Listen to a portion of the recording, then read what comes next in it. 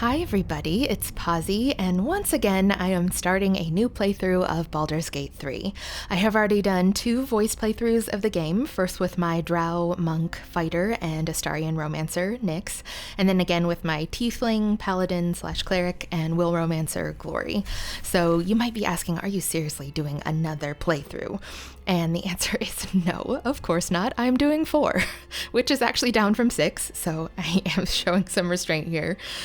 But for real, I just love this game, and lately I've been playing through the Dragon Age series, which I also love, but those are voiced characters, so I haven't been performing the dialogue.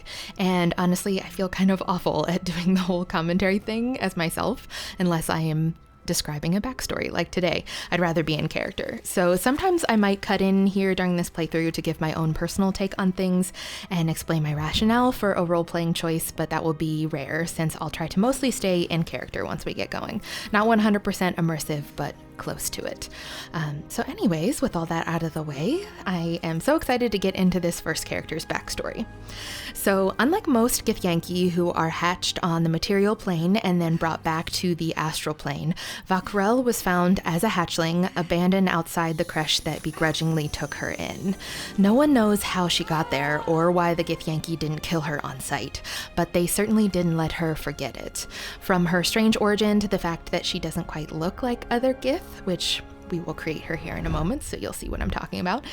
She has always stood out for the wrong reasons and was bullied pretty severely and used as a target during training exercises. I imagine her early life being much like that of youth Varl at Crèche, whom she'll meet eventually.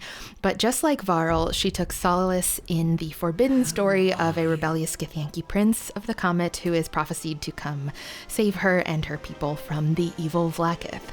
So she is going to be a Gith, but she secretly despises Vlaakith and harbors resentment toward her fellow Githyanki. I thought about using a mod to make her a Gith Zerai, if you know anything about them, but that didn't feel quite right. Even though she will be rebellious, she still was raised as a Githyanki and still does hold many of the same beliefs about strength and violence and whatnot. Like it says here, with a ruthlessness born from mindflayer enslavement, Githyanki ride the astral sea atop red dragons, bringing their silver swords and psionic might to bear against any trace of the Illithid menace.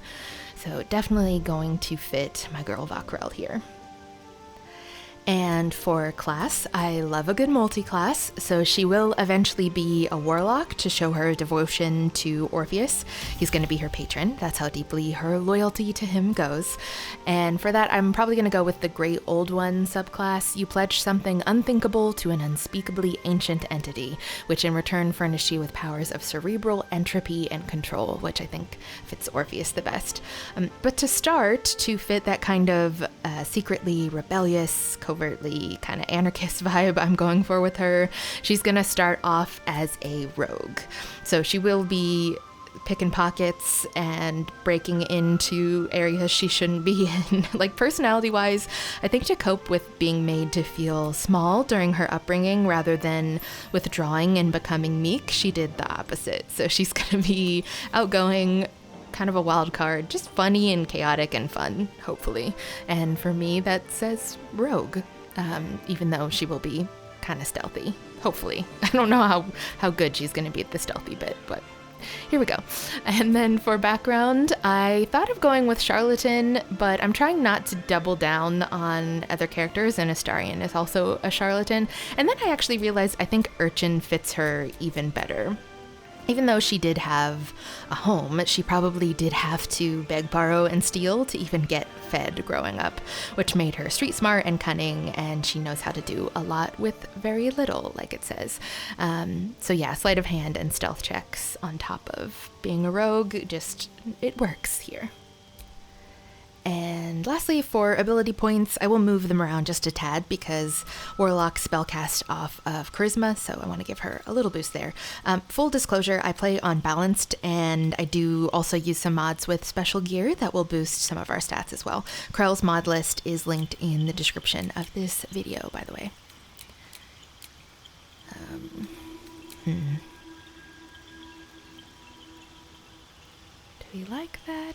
Should I bring Dex down to 16?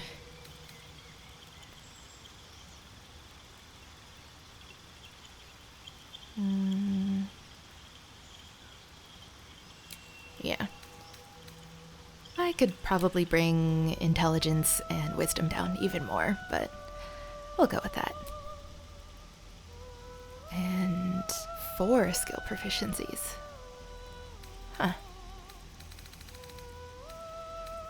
I guess it makes sense not to give her an athletics proficiency. Maybe she's still a little scrawny. And I definitely want to keep deception, performance, persuasion. She's going to be lying and deceiving people pretty frequently. Yeah. That's good. And I know that I want to keep sleight of hand and stealth as high as they are. Don't have to worry about going through lockpicks. And lastly, appearance. She will be a cisgendered woman. All of these new characters will be. It just felt right for their stories, just like it felt right for Nyx to be non-binary. So we'll leave her on female, and we'll leave her voice where it is too. What? What was that? Hells. Something just woke up down here. I would completely turn off the voice frequency, but it turns it down for the companions as well. So I hope that it won't bother people to hear my voice for the dialogue and then that one for the passive interaction lines. I might try an accent, but I never claimed to be good at them, so you've been warned. For the face, I sent a message to this mod creator asking if I could use one of her faces for a playthrough on my channel last year, and her response was just so nice and polite and just lovely, and she makes gorgeous and diverse faces. Sometimes mod makers will focus on just one race, but I believe she's done them all. So yeah, I decided I'm going to use Jules' faces for every single one of these new characters, and when I saw this one, it just screamed Vah'k'rel to me. It's like a little mischievous, still very beautiful, and yeah, I just think it's perfect. But I'd said before that she is not going to look like other Githyanki. Typically, I really like to stick as close to the lore as possible, almost obsessively so, but I'm going to slightly veer from that. It'll be a good exercise in flexibility for me. So while I still want to keep her skin tone in the lore-based palette, which is yellow, sometimes with a green tint, I want to go bright yellow to show off the fact that while she does have markings on her face, she doesn't have any of the typical Githyanki spots on her body. She got herself some tattoos that are versions of the Orpheus tattoo, by the way, but no spots. So let's use, oh, I like that a lot. These modded colors are really saturated, so that one's called Sunflower. I like it. And I'll give her a scar because scars also tell a story, and this scar, this is so awful, but it looks kind of like she got backhanded in the mouth by someone who was wearing a gauntlet. Like maybe she spoke up one time too many in combat training, which is, I don't know why I always have to give my characters trauma. I promise the next one will be well adjusted. But yeah, that one just kind of spoke to me. And for her eyes, Gith usually have dark eyes, but I have to go light with it because I want them to be the same color as her namesake, the Vah'k'rel, or the Star Lancer, as it's called in common, which is this creature right here. I'll put up on the screen, which as soon as I saw it in the monster manual, I was just fascinated. Star Lancers are born from the petrified husks of dead gods, and they're frickin' sky sharks that Githyanki sometimes ride into battle, and who can turn themselves and their rider invisible for ambush attacks. Like, it's just amazing to me. So that's what she's named after, which is why she needs to have blue eyes. And I think these are a perfect match. This is called Celine. Love it. Tattoos, definitely gonna give her a face tattoo. Like I said, she is my wild child, so she's not going to be afraid to get tattoos and change up her piercings, put holes in her face. I liked these because I thought they looked pretty Gith, especially this one. It looks like the center of the Orpheus tattoo. But there's another one in here, this one, that's just, I think, fits her face. It's kind of esoteric markings with the dots and the lines, but I just think it works. And I'll bring the intensity down just a tad to make it look more like a tattoo and less like it's painted on. Though the Gith tattoos are pretty dark, pretty saturated. And I know what earrings I want to use. There are so many loaded in here, so she's definitely going to change her piercings. But I wanted to start with these because I know they're not exactly like a shark's tooth, but they do kind of look like maybe a star lancer tooth, so fitting that whole motif. Yeah. Works for me. And no matter what, I've got to give characters eyeliner, no matter their gender. I just love eyeliner on people. So we'll go with that heavy winged liner, and I'll bring the gloss up just a little. I'll also probably give her just a slight lip tint, maybe in the pink color family, because I'm getting that sense for her palette. I'm thinking now that I'm seeing her put together that I'm gonna go with more pastel hair. I knew that I wanted to go blonde with it because, again, going against type, most Gith have brown or dark hair, but maybe she'll change her hair color a little bit, so maybe we'll do some dyed hair colors, but I think pastels will look good on her. And while I make some decisions here. Let's see, what haven't I talked about? Oh, romance. Do y'all like it when I tell you the romance plan ahead of time, or do you want to be surprised? Maybe I'll hold off on this one, and if you want to know the person that she's going to romance, you can ask, or better yet, you can guess. So, yeah, that'll be a fun little exercise. It will be for me, at least.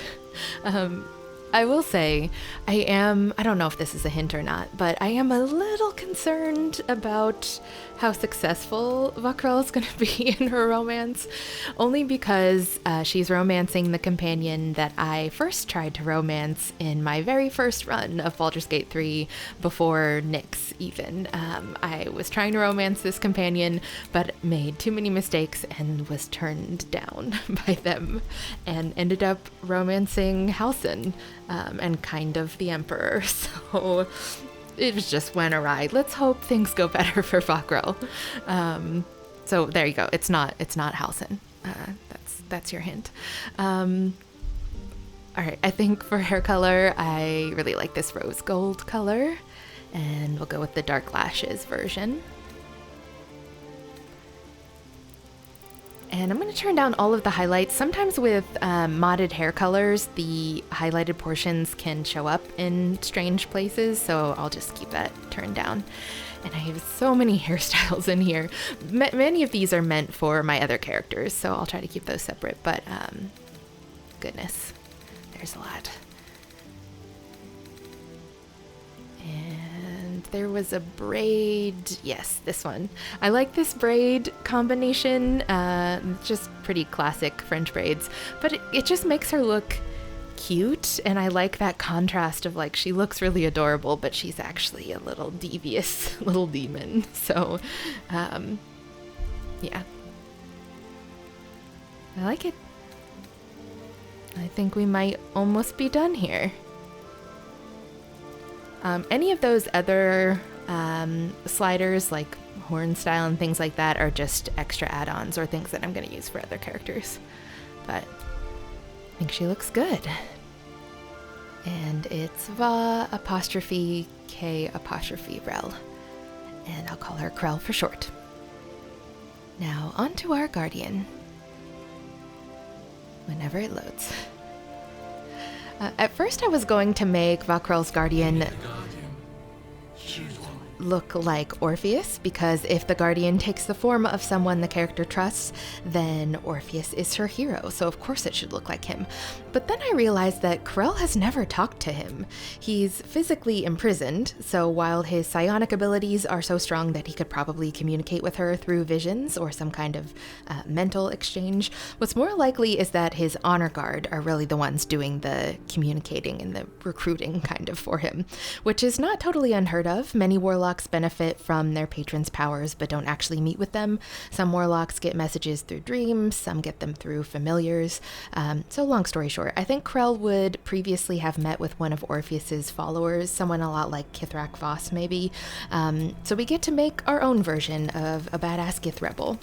So I'm definitely going to use another one of these modded faces. And also going to go back to these yellow tones. Sunray. And I think I'm also going to turn the maturity all the way up to make the Guardian look like a wise mentor. Yep.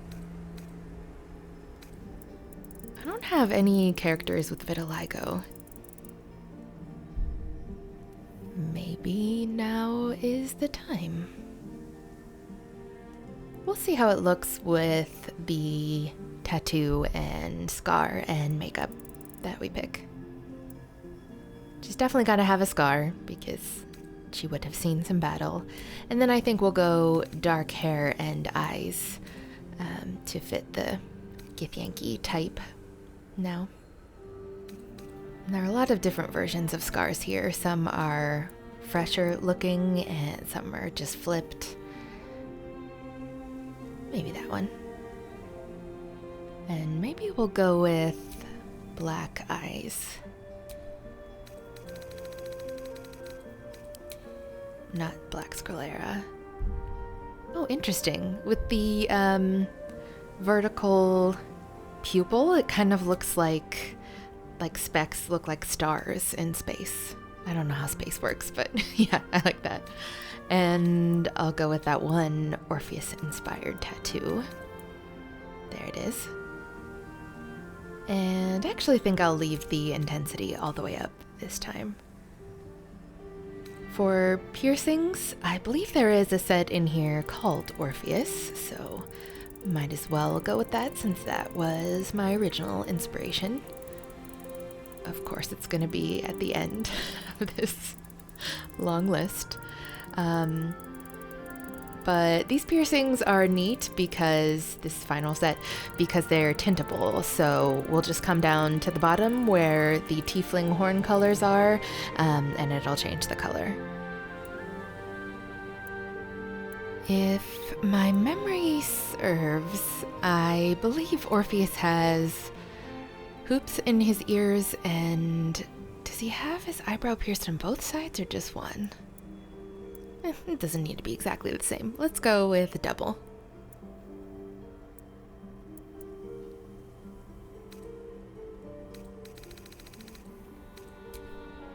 And which one of these yellows is going to show up? Gold.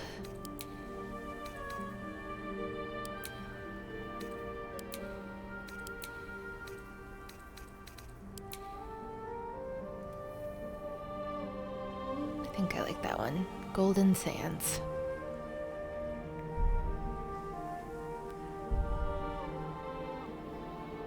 Yeah, I might get rid of that vitiligo just so you can see the piercings. Sometimes I just need to see it to conceptualize it. But then after that, we've got eye makeup. I don't think I'll add any lip tint and then hair.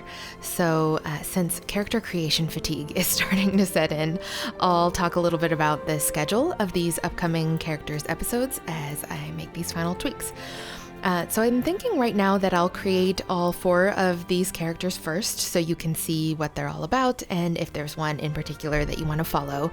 I'd love it if you watched all 4 playthroughs, and I will be deliberate about varying the decisions each character makes according to their backstory and personality, of course. But yeah, even though they will be different, I understand that you may not want to watch 4 runs at once of the same game, so I'll bring them to life, and then after that I'll try to put the episodes out on a consistent rotation so that I'm not giving any character more attention than any other, if that makes sense. We'll see how long that lasts before the schedule devolves because life, but that's the plan at least. Just know that I will always put the character's name in the title of the episode, and I also try to show their face in the thumbnail too, so you'll know whose story it is. And now we're almost done. Just got hairstyle left.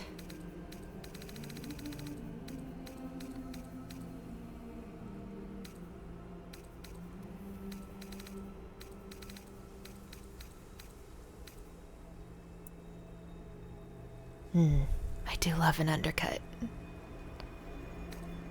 But I might save that for my next character. Let's pick one that I know I'm not going to use for Vah'k'rel. That's pretty.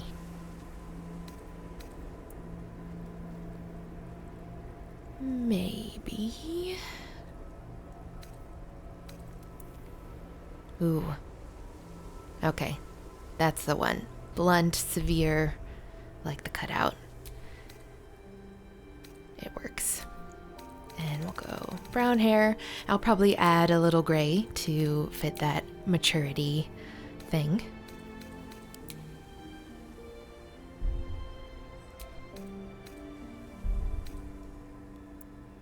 We'll just see where it shows up. Kind of like highlight, it can show up in unpredictable places. It does start at the roots. Yeah, okay, so I thought maybe it might just show up in the cutout. We'll bring down the intensity.